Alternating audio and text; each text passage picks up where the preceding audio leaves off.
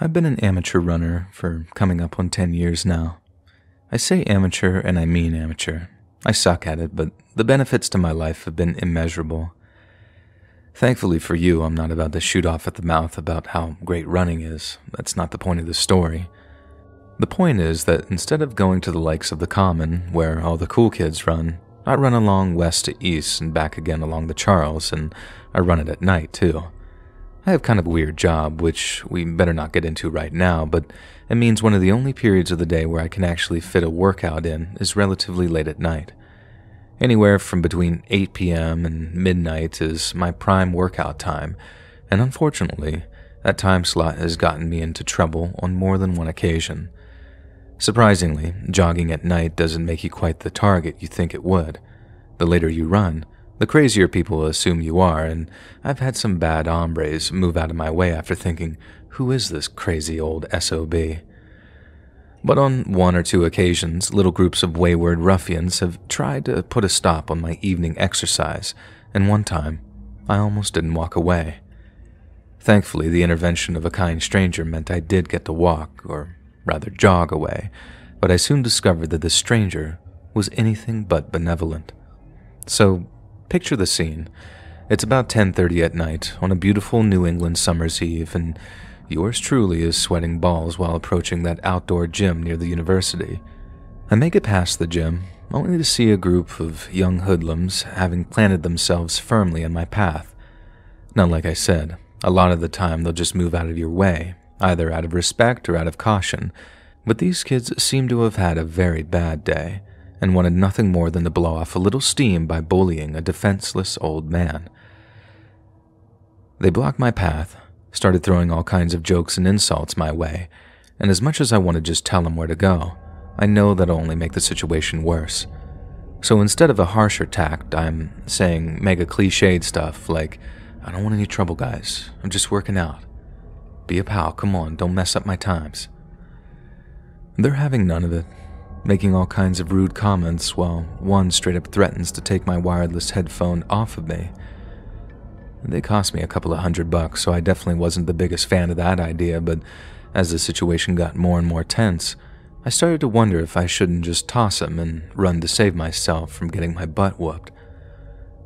Then, right as I'm thinking things are about to get hairy, some total stranger steps in and diverts the attention away from me. He starts calling them a word for coward that begins with P, telling them to pick on someone their own size. He seemed either very drunk or very confident of himself, and within less than a minute, the attention of my potential attackers was drawn solely to him. It seemed like something of a miracle in the moment, and I'm not sure the guy even knew what he was doing. By that I mean I don't think that he jumped in to rescue me. I legitimately think that he just wanted to fight somebody. Now, anyone who buys into the Beantown stereotype might tell you that describes about half the population of Southie, but that's not strictly true. But at the same time, I have never lived anywhere where confrontations turned to violence with such frightening speed. I watched as this guy drew all the attention away from me, to the point where when I did finally put some distance between us, the group didn't even notice. The last I saw was a little bit of shoving, but I turned my back and started jogging away again as soon as things got worse. To me, as soon as the guys that had stopped me were done with the crazy boxer dude, they were going to turn back to me again. It sure as hell made for some great motivation, and I remember laughing a little as the nice lady voice in my running app told me, "You hit a new speed record. Keep it up."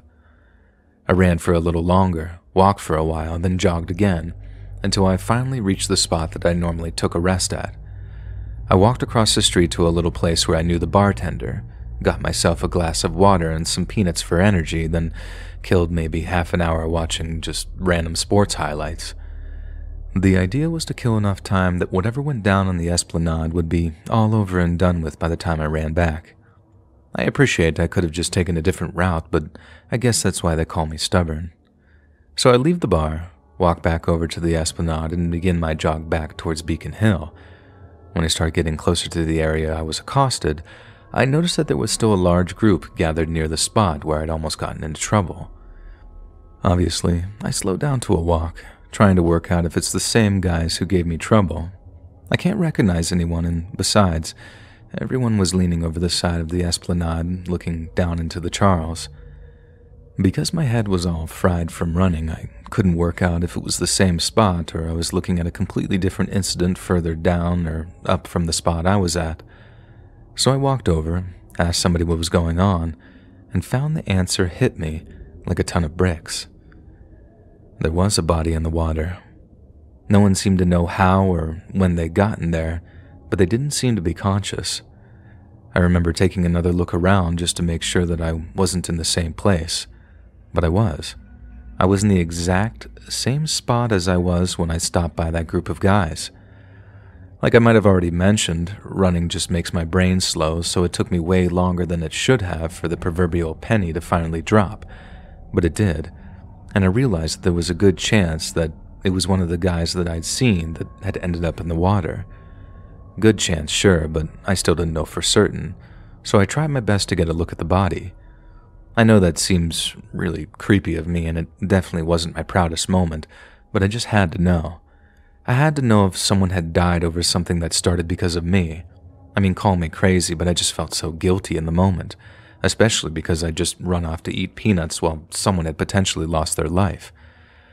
Whoever was down there was bobbing in the shallow water, and combined with how dark it was, it made it impossible to discern anything except the shape of the body.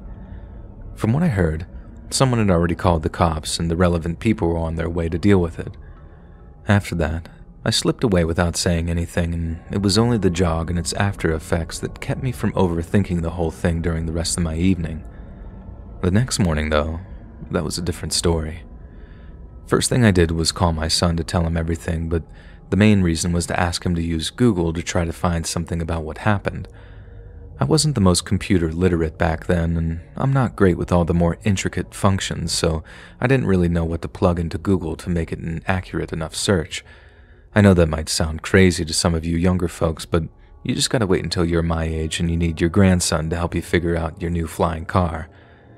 By the end of the day, my son had sent me 3 different news pages, each detailing what was known about the body in the Charles. The identity had yet to be established, but 2 of the sites seemed to confirm that the person had drowned after being knocked unconscious and tossed into the river. Police were urging witnesses to come forward, so that's what I did, partly out of duty and partly out of guilt. I understand that the group of guys and the crazy boxer were both looking for trouble and that it wasn't my fault that they'd found it. But when I think of that night, I think of how I just ran away. I feel as if though it was going to be me that ended up floating in the Charles that night, and somehow fate stepped in to stop that from happening. I guess some people might just be happy that it didn't happen to them, but for me, it comes with a real bittersweet kind of feeling. I'm glad it wasn't me. I just wish that it didn't have to be anyone else, either. If you enjoyed this scary story, listen to thousands more, either over on the Let's Read YouTube channel or podcast.